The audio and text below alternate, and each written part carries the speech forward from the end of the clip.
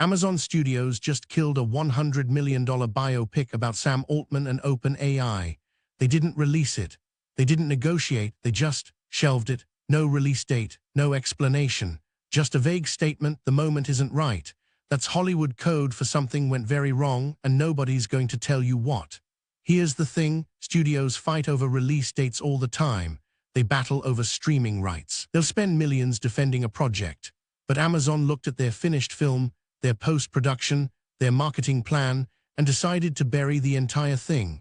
Something in that film scared someone badly enough to make them kill it. The story inside is about December 2023, when Sam Altman got fired by his own board at OpenAI. Then 3 days later, he was back in charge, but with complete control of the company. It should have been the most compelling tech story ever filmed. Instead, it became the story that Silicon Valley doesn't want told.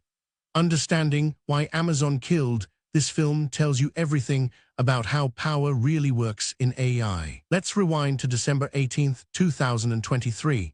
Sam Altman walks into the OpenAI office thinking it's a normal Monday. He's been CEO for 6 months. The company just hit an $80 billion valuation. ChatGPT has 100 million users. Then the board calls him in. By afternoon, he's fired. The official reason, he wasn't being fully honest with them. But here's what that actually meant. Ilya Sutskever, OpenAI's chief scientist and the board's intellectual backbone, had become convinced that Altman was moving too fast, making decisions without real oversight, dragging the company away from its mission toward pure profit. The board felt betrayed. They decided the only solution was to remove him. Within hours, not days, nearly every employee at OpenAI signed a letter threatening to quit if Altman didn't come back. Microsoft, which had invested $10 billion, wasn't about to lose their bet. The board had zero leverage. Altman was reinstated within 72 hours, but when he returned, the independent board members were gone. Sutskever was sidelined. Microsoft went from investor to strategic puppeteer. Altman didn't survive the coup. He won it completely. Here's the part that made Amazon's executives nervous. The consequences are still unfolding. Altman won the power struggle, yes, but OpenAI became something completely different afterward. Before December 2023, OpenAI was supposed to be a non-profit with a profit cap, a company with a mission to develop safe artificial intelligence. After the crisis, it became something closer to a venture capital play. Microsoft pulled the strings. Profit became the priority. Altman became untouchable. For filmmakers trying to tell this story, there's a massive problem. You can film a dramatic boardroom coup. You can film tense meetings and angry phone calls. But what do you film about the philosophical collapse of a non-profit mission? What scenes show the moment a company abandoned its founding principles? And here's the deeper issue. Everyone involved is still working together. Altman and Sutskever still run the company. Satya Nadella at Microsoft still profits from OpenAI. Nobody's left. Nobody's had distance to reflect. A biopic usually works because there's closure. The character learns something, the story ends. But this story hasn't ended.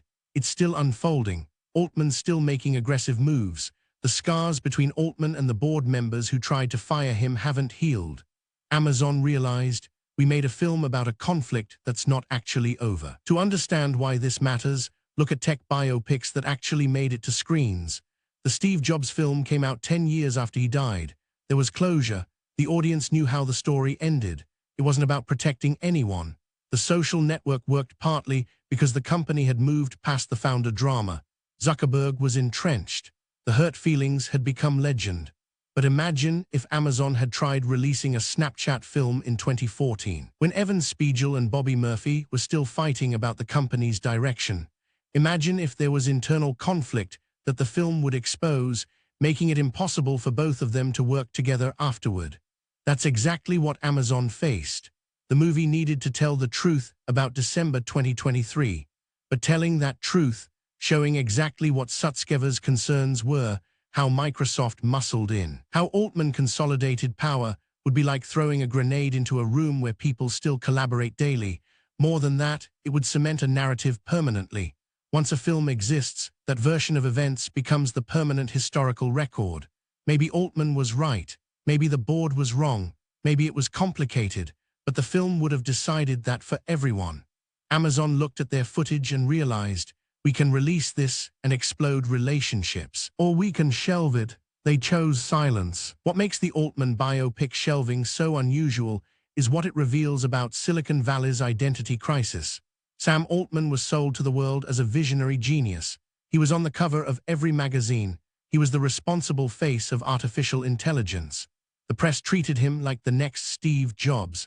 Then his own board tried to fire him because they didn't trust his leadership.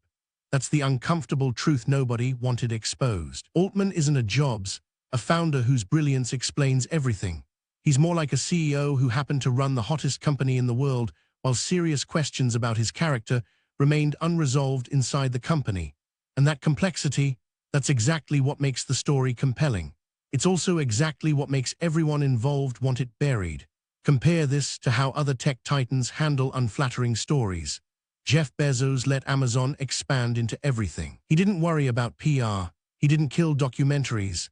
Elon Musk actively shapes his narrative through Twitter, sometimes contradicting what his companies do, but he doesn't kill films. He argues with them publicly. Altman is different. His control extends to making uncomfortable films disappear entirely. The decision to shelve this biopic says, we'd rather the public never understand the real complexity of what happened. Some version of the truth is less valuable than avoiding scrutiny. So what does killing this film actually mean? On the surface, it's about protecting people from scrutiny. Deeper, it reveals how completely tech's narrative is controlled at the highest levels.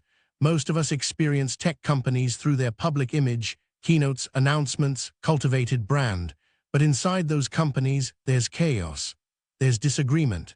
There are moments when people who seemed aligned are fighting for fundamentally different visions. December crisis exposed that gap between public image and internal reality. Sam Altman sold the world on responsible AI leadership. Then the board, people who built that vision, said his leadership didn't match the words. For OpenAI, letting this film exist means admitting, our leader and our board fundamentally disagreed, and we nearly collapsed over it. For Microsoft, it means admitting, we got so worried about losing our investment that we took control. For the public, it would mean understanding, AI's future isn't being built by unified wise visionaries. It's being built by people with conflicting interests and office politics. Amazon's decision says something crucial. Some truths are more valuable hidden than exposed. And that's actually the most important story. Not what happened in December 2023, but what stories tech companies will fight to keep from being told. Every time a company kills a project, shelves a documentary, or blocks a narrative, they're making a statement about whose version of history gets to exist. Here's what you should actually pay attention to when you see corporate moves like this. When a major studio kills a high-profile project, it's rarely about quality, it's about control. Someone with power decided the film was dangerous, not to entertainment, but to their interests. So how do you read these signals? First, watch who benefits from silence. In this case, Sam Altman benefits, Microsoft benefits, OpenAI benefits. Anyone who might have been embarrassed doesn't want the film seen. That's your first clue about what's actually inside it. Second, listen to the official reason. The moment isn't right is meaningless. It's designed to be meaningless. A studio could say we wanted more development time or the script needed rewrites. Instead, they chose words that give you zero information. That's intentional. They are signaling, we're not explaining this, and stop asking. Third, ask yourself, what would this film have revealed? If you can answer that, you've figured out why it was killed. In this case, the messy reality behind AI's most important company, internal conflicts at OpenAI, how Microsoft consolidated power during a crisis. That's narrative some people don't want told.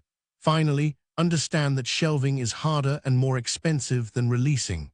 Studios do it anyway when the alternative is worse. That tells you the stakes are extremely high.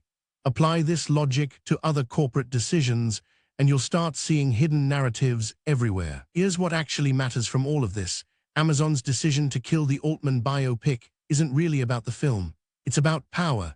It's about who gets to control the narrative around AI's most important company during a moment when that company is reshaping everything. The December 2023 crisis was supposed to be about governance. The board was supposed to be a check on power. When the board tried to do its job, the entire company rose up. The board lost. That's the story that threatens everyone involved because it shows something inconvenient. When push comes to shove, a charismatic leader and a company's employees are more powerful than corporate governance.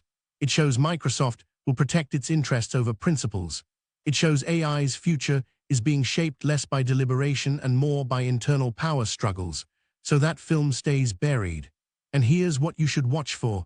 As artificial intelligence becomes more central to society, you're going to see more of this. Stories getting controlled, narratives getting managed, uncomfortable truth staying in the vault. The Altman biopic is just the most visible example. The real story of how AI gets built and deployed isn't happening in keynotes.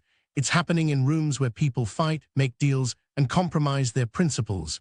We just won't get to see the film about it. Follow for daily AI news, because while the dramatic stuff gets buried, what we reveal here stays out in the open.